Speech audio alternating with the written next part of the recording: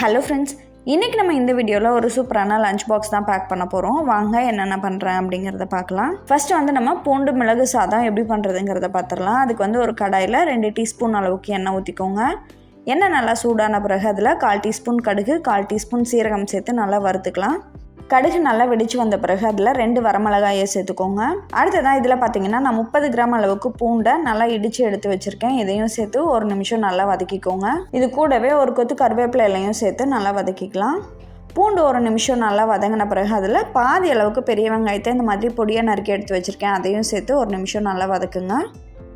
வெங்காயம் இந்த மாதிரி கண்ணாடி பதம் வந்த பிறகு அதில் ஒரு தக்காளியை கட் பண்ணி சேர்த்துக்கோங்க.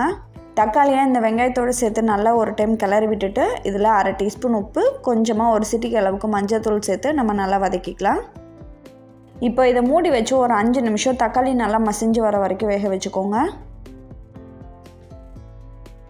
கடைசியாக இதில் 1/2 டீஸ்பூன் அளவுக்கு மிளகுத்தூளும் ஒரு கை அளவுக்கு கொத்தமல்லி நல்லா கட் பண்ணி இது கூட சேர்த்து நல்லா மிக்ஸ் பண்ணிவிட்டு அடுப்பு ஆஃப் பண்ணிடுங்க. இதில் வந்து நம்ம வேக வச்ச சாதத்தை போட்டு நல்லா கிளறிக்கலாம். கடைசியாக கொஞ்சமாக நல்லெண்ணெய் ஊற்றி இதை நல்லா கிளறிக்கோங்க. அப்போ வந்து நல்லா வாசனையாக இருக்கும். இப்போ பாருங்கள், ரொம்பவே டேஸ்ட்டான பூண்டு சாதம் ரெடி ஆகிடுச்சு. இதுக்கு வந்து சைட் டிஷ்க்கு பார்த்தீங்கன்னா ஒரு ஃப்ரை பேனில் 2 டீஸ்பூன் அளவுக்கு எண்ணெய் ஊற்றிட்டு அதில் வெங்காயம், கருவேப்பிலை, வரமிளகா இது 3ஐயும் சேர்த்து நல்லா வதக்கிக்கோங்க. வெங்காயத்தை ஒரு 2 நிமிஷம் நல்லா வதக்கின பிறகு அதில் நான் ஒரு கேப்சிகமாக இந்த மாதிரி பெரிய பெரிய பீசஸாக கட் பண்ணி எடுத்து வச்சுருக்கேன். அதை சேர்த்துக்கலாம். இந்த குடமிளகாயை இந்த வெங்காயத்தோடு சேர்த்து ஒரு நிமிஷம் நல்லா வதக்கின பிறகு நம்ம இதில் ஒரு பிஞ்ச் அளவுக்கு மஞ்சத்தூள், 1/4 டீஸ்பூன் சீரகப்பொடி, 1/4 டீஸ்பூன் அளவுக்கு மிளகாய்த்தூள், 1/4 டீஸ்பூன் மிளகுத்தூள் இது எல்லாத்தையும் சேர்த்து நல்லா வதக்கிக்கோங்க. இது கூடவே இதுக்கு தேவையான அளவு உப்பையும் சேர்த்து நம்ம நல்லா மிக்ஸ் பண்ணிட்ட பிறகு நம்ம பன்னீரை சேர்த்துக்கலாம். நான் வந்து இன்றைக்கி 200 கிராம் அளவுக்கு பன்னீர் எடுத்திருக்கேன். அடுத்ததாக கிறிஸ்பியாக வெண்டைக்காய் ஃப்ரை வந்து ஏர் ஃப்ரையரில் பண்ண போகிறோம். இது பண்ணுறதுக்கு வெண்டைக்காயை வந்து கொஞ்சம் நீளமாக கட் பண்ணி எடுத்துக்கலாம். ஃபஸ்ட்டு இந்த வெண்டைக்காயை 2ஆக கட் பண்ணிவிட்டு அதை இந்த மாதிரி 4ஆக கட் பண்ணிக்கோங்க. நான் வந்து இன்றைக்கி மொத்தமாக பார்த்திங்கன்னா 150 கிராம் அளவுக்கு வெண்டைக்காய் எடுத்திருக்கேன். இந்த மாதிரி நீளமாக கட் பண்ணி எடுத்து வச்சுருக்க வெண்டைக்காயை ஒரு பவுலில் சேர்த்துக்கோங்க. இப்போ இது கூட 1 டீஸ்பூன் அளவுக்கு எண்ணெயை ஊற்றி இதை நல்லா எண்ணெய் வந்து எல்லா இடத்துலையும் படுற மாதிரி நல்லா மிக்ஸ் பண்ணி விட்டுக்கோங்க. இப்போ இதில் 2 டேபிள் ஸ்பூன் கடலை மாவு, 1 டேபிள் ஸ்பூன் சோள மாவு, 1/2 டீஸ்பூன் உப்பு, 2 சிட்டிகை அளவுக்கு மஞ்சத்தூள், 1 டீஸ்பூன் மிளகாய் தூள் சேர்த்து நல்லா மிக்ஸ் பண்ணிக்கோங்க.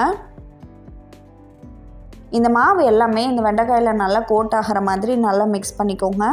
கடைசியாக இதில் பாதி லெமனை விட கொஞ்சம் கம்மியாகவே லெமன் எடுத்து நல்லா புழிஞ்சிக்கோங்க. 1 டீஸ்பூன் அளவுக்கு லெமன் ஜூஸ் சேர்த்தா கரெக்டாக இருக்கும். இதை திரும்பவும் ஒரு டைம் நல்லா கிளறிட்டு ஏர் ஃப்ரையர் பேஸ்கெட்டில் வந்து இதை சேர்த்துக்கலாம்.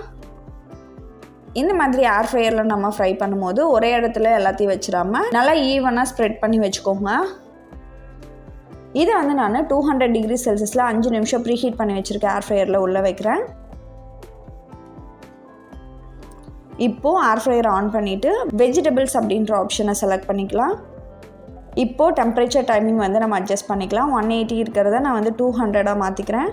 அதே மாதிரியே டைமிங் பார்த்திங்கன்னா ஒரு 6 மினிட்ஸ் மட்டும் நம்ம ஃபஸ்ட்டு வந்து கொடுத்துக்கலாம். இந்த ஏர் ஃப்ரையர் பார்த்திங்கன்னா அகாரோ பிராண்ட்லேருந்து எலைட் மாடல். இதோட பவர் பார்த்திங்கன்னா 1700 வாட்ஸ். இதோட கெப்பாசிட்டி 14.5 லிட்டர். இந்த ஏர் ஃப்ரையரில் பார்த்திங்கன்னா நமக்கு நிறைய ப்ரீசெட் மெனூஸ் இருக்குது. அது மட்டும் இல்லாமல் இந்த ஏர் ஃப்ரையரில் நம்ம டீஹைட்ரேட் கூட பண்ணிக்கலாம். இந்த ஏர் ஃப்ரையரோட லிங்க்கை நான் டிஸ்கிரிப்ஷனில் கொடுக்குறேன், வேணுங்கிறவங்க செக் பண்ணி பாருங்கள். 6 நிமிஷம் கழிச்சு இதை ஓப்பன் பண்ணி வெளியில் எடுத்து இதை ஒரு டைம் நல்லா மிக்ஸ் பண்ணிவிட்டு திரும்பவும் இதை 4 நிமிஷம் நம்ம ஃப்ரை பண்ணி எடுத்துக்கலாம். இப்போ பாருங்கள், நல்லா கிறிஸ்பியாக வெண்டைக்காய் ஃப்ரை வந்து சூப்பராக ரெடி ஆகிடுச்சு. வாங்க லஞ்ச் பாக்ஸுக்கு பேக் பண்ணிடலாம். இன்றைக்கி மெயின் டிஷ்க்கு பார்த்திங்கன்னா பூண்டு மிளகு சாதம் பண்ணியிருக்கோம். சைட் டிஷ்க்கு பார்த்திங்கன்னா பன்னீர் வறுவல் பண்ணியிருக்கோம். அது மட்டும் இல்லாமல் வெண்டைக்காய் வறுவலும் பண்ணியிருக்கேன்.